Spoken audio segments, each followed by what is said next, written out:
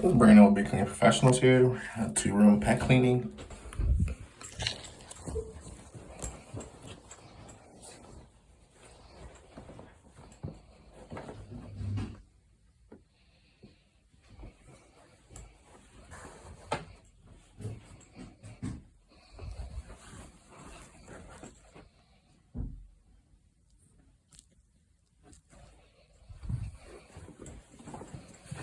The other room here, just vacuumed.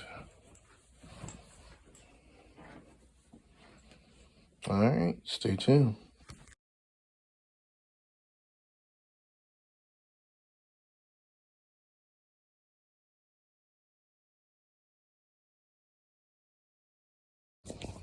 All right, we're all finished with the 2-bedroom pet cleaning.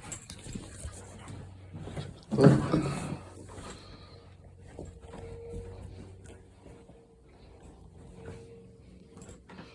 This area came out really nice. Remember, there was pet stains all in here.